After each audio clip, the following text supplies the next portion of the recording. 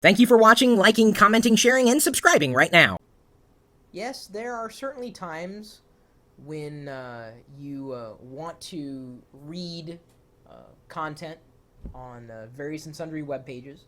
You don't necessarily want to bookmark them, but you know you want to read the content, perhaps on your way to work.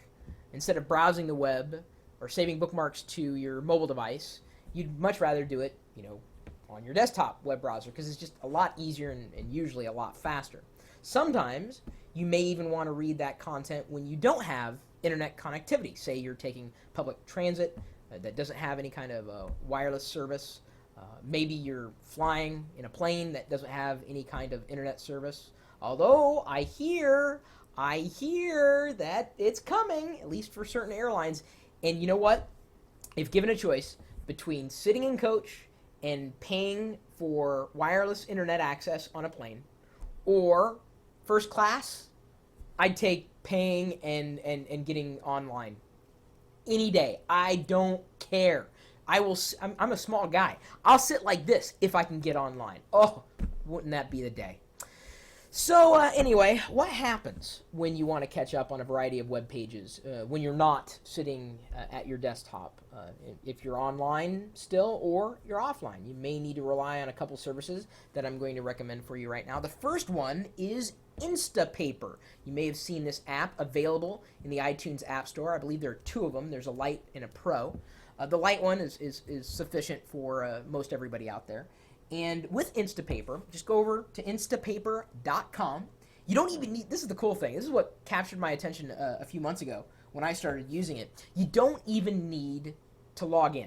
Like, give it your email address or whatever. You don't need to log in. That's all you need for credentials. And then you could say whatever. Of course, you could sign up, get credentials, and obviously store items and do various and sundry things with your account if you sign up for an account. But you don't need an account to start.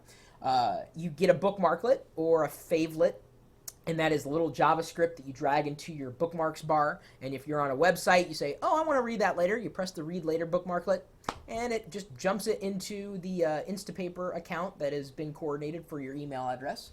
And that's it. Then you can go to instapaper.com on the web and give it your email address, and then it'll pull up web pages that may very well have been formatted specifically for mobile web browsing. And now there's offline for the iPhone and the iPod Touch, at least as far as Instapaper goes. So if you're looking for an offline reader for web pages, instapaper.com is what you're looking for, at least in relation to the iPhone or the iPod Touch. Either way, it's a good service for any kind of remote reading when you're not at your desktop and you want to catch up on that morning's headlines. Again, think about it. You wake up, you brush your teeth, you check your email, and you're like, wow, I want to read all these stories, but I'm not going to have time because I got to rush off and then I got to catch the bus or the train or the plane or the whatever. And so then you just read later. Then you get there, and then you can just read it at your own convenience without having to browse and wasting time and blah, blah, blah, blah, blah. That is what it's good for. There's also a new service that I just learned about called Later Loop. Read web pages later on your phone or anywhere.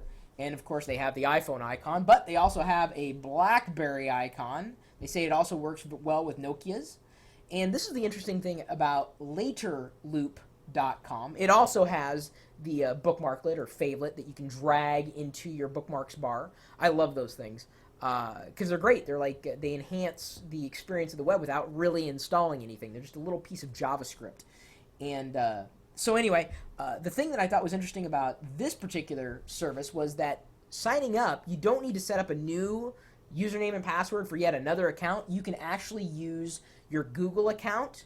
It coordinates and authenticates that way. So you can use a one-click sign up with Google if you want to sign up for a Later Loop account. And there's really no reason why you wouldn't want to try both. And that's why I'm recommending both Instapaper.com and LaterLoop.com. You have a choice.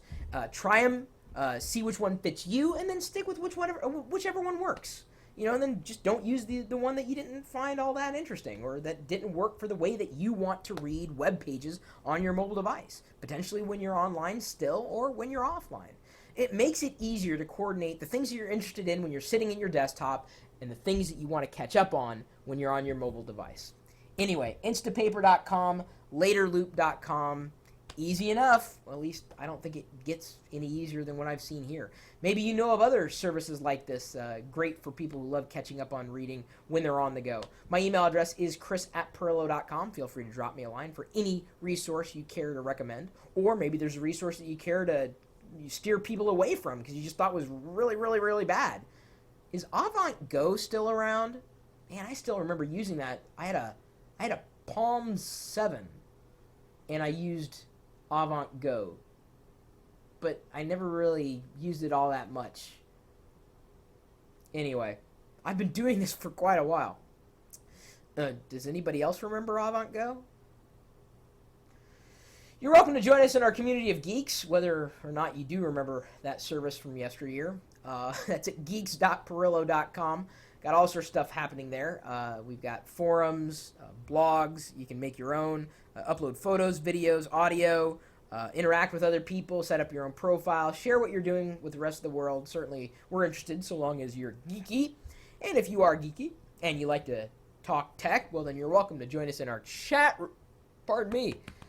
Chat room. I've got a little Genmai Cha that I got a little choked up. I'm drinking Genmai Cha tea here. Rice, popcorn. Oh, that's a good tea. Anyway, you're welcome to join us in the chat room. You have to be online to interact there because it's live and dynamic. And, of course, you have to be online if you want to watch this live video feed that I'm broadcasting out over the internet 24 hours a day, 7 days a week in conjunction with this chat room right down here at right there. See that? The yellow text there, right there, kind of fine. Live.pirillo.com. We'll see you later.